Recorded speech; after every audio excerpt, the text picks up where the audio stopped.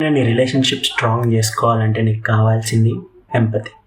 అందరూ ఎంపతి గురించి మాట్లాడతారు, కానీ ఎంపతి అంటే ఏంటి? చిన్న ఎగ్జాంపుల్ ఇస్తా.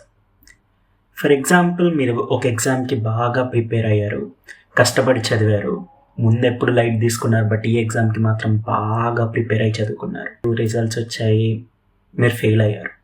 మీ ఫస్ట్ థాట్ ఏముంటుంది? నేను చదువుకున్న క్వశ్చన్ రాలేదు, నేను చదువుకుంది వచ్చుంటే పాస్ అయి ఉండేవాడిని, ఇన్విజిలేటర్ స్ట్రిక్ట్గా ఉన్నాడు, కాపీ కొట్టడానికి కుదరలేదు, ఇంకొంచెం కష్టపడి చదువుకుంటే బాగుండేది, ఇంకొంచెం టైం స్పెండ్ చేసి ఉండాల్సిందే. ఈ పక్కనోడు ఫెయిల్ అయ్యాడు అనుకో, మన ఫస్ట్ థాట్ ఏమొస్తుంది? నిజం చెప్పండి, వాడెప్పుడు చదివాడరా, ఎప్పుడు బయట తిరుగుతూనే ఉంటాడు, అందుకే ఫెయిల్ అయ్యాడు అనుకుంటాం. చదివితే పాస్ అవుతాడు, అసలు ఎప్పుడు చదివాడు, క్లాసులకే రాడు. ఫస్ట్ ఇలాంటి థాట్స్ వస్తాయి మనకి. సో మనం ఫెయిల్ అయినప్పుడు మాత్రం అన్ని విధాలుగా ఆలోచించి పక్కనోడు ఫెయిల్ అయిన సిచ్యువేషన్కి మనం సింపుల్గా వాడి క్యారెక్టర్ని జడ్జ్ చేసేస్తున్నాం, వాడు ఎఫర్ట్స్ పెట్టలేదు అని డైరెక్ట్గా చెప్పేస్తున్నాం.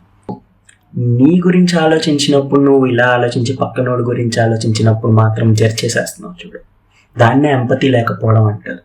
సో నెక్స్ట్ టైం ఎప్పుడైనా పక్కనోడి సిచ్యువేషన్ గురించి ఆలోచించినప్పుడు నీ గురించి నువ్వు ఎలా ఆలోచించుకుంటావో పక్కనోడికి కూడా అదే బెనిఫిట్ ఆఫ్ డౌట్ ఇవ్వండి, దాన్నే ఎంపతి అంటారు.